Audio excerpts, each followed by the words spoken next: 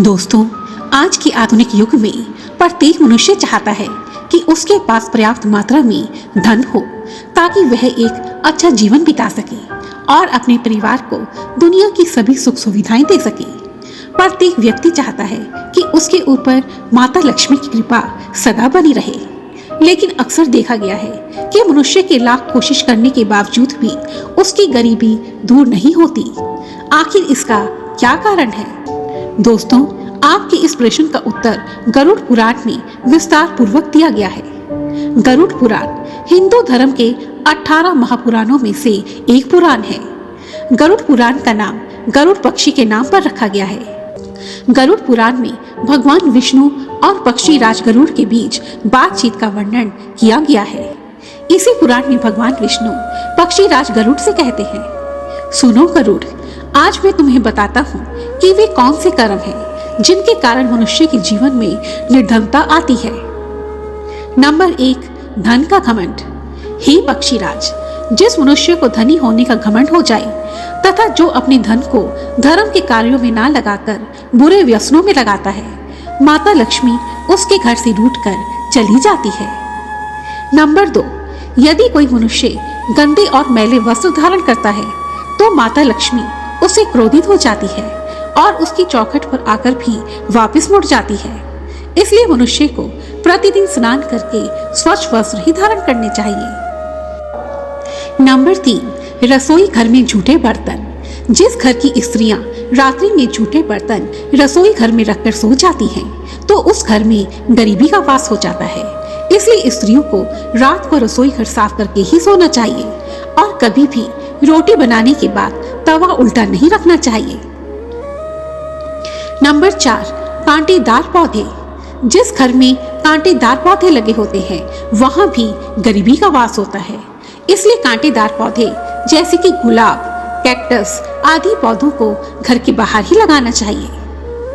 Number 5, जो मनुष्य स्वभाव से आलोचक हो, अर्थात वह हमेशा दूसरे व्यक्ति में कमियां निकालता हो और दूसरों की बुराइयां करता हो, तो माता लक्ष्मी उससे नाराज हो जाती है। दूसरों पर बेवजह चीखने, चिल्लाने या गुस्सा होने का स्वभाव हो तो भी माता लक्ष्मी उससे क्रोधित हो जाती है और वहां से चली जाती है। नंबर 6, भगवान विष्णु कहते हैं, यदि कोई मनुष्य सूर्य उदय के बाद भी काफी देर तक सोता रहता है तो ऐसा व्यक्ति आलसी प्रवृत्ति का माना जाता है।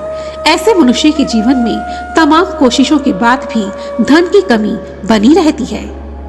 नंबर 7, धन प्राप्त करने के लिए कुछ लोग सही गलत का चुनाव नहीं कर पाते। वहीं कुछ लोग दूसरों के धन को हड़पने की कोशिश करते हैं। दूसरों के धन को हड़पना महापाप माना गया है। इसलिए मनुष्य को अपनी मेहनत से ही धन कमाना चाहिए। जो लोग दूसरों के धन को देखकर लालच करते हैं वे कभी भी प्रसन्न नहीं रहते तथा उनके घर में माता लक्ष्मी प्रवेश नहीं करती। नंबर 8, यदि कोई व्यक्ति अधिक खाता है, क्रोध करता है, धर्म, गरीब, जरूरतमंद और स्त्रियों का अनादर करता है, ऐसे मनुष्य के पास धन कभी नहीं टिकता। जो मनुष्य मेहनत से जी चुराता है, अपने कर्तव्यों को पूरा नहीं करता, माता लक्ष्मी उससे नाराज हो जाती है, जिस कारण उस व्यक्ति के घर में निर्धनता का वास होता है। नंबर 9, भगवान विष्णु कहते हैं, हे पक्षीराज, जिस घर में हर समय तनाव का माहौल बना रहता है तथा गृह कलेश, लड़ाई झगड़ा, गाली गलौज इत्यादि बना रहता है, उस घर में नकारात्मक ऊर्जा अपना घर बना लेती है और माता लक्ष्मी उस घर से उल्टे पांव ही वापस लौट जाती है। इसलिए घर में लड़ाई झगड़े नहीं करने चाहिए। नंबर 16, दीपदान। जिस घर में संध्या के समय अंधेरा रहता है, जहां दीपक नहीं जलाया जाता, उस घर में भी निर्धनता का वास होता है। इसलिए संध्या के समय कुछ देर के लिए पूरे घर में प्रकाश अवश्य ही करना चाहिए तथा ईश्वर के समक्ष दीपक जलाकर उनका भजन करना चाहिए। नंबर 17, जिस घर में सफाई नहीं होती, घर की वस्तुएं इधर उधर बिखरी रहती हैं, जो घर हमेशा गंदा पड़ा रहता है, माता लक्ष्मी उस घर में कभी प्रवेश नहीं करती। इसलिए अपना घर हमेशा साफ सुथरा तथा व्यवस्थित रखना चाहिए, क्योंकि माता लक्ष्मी उसी घर में आती है जो घर साफ सुथरा तथा व्यवस्थित रहता है। नंबर 18, जिस घर में पूजा स्थल अर्थात मंदिर गंदा रहता है उस घर में भी गरीबी का वास होता है।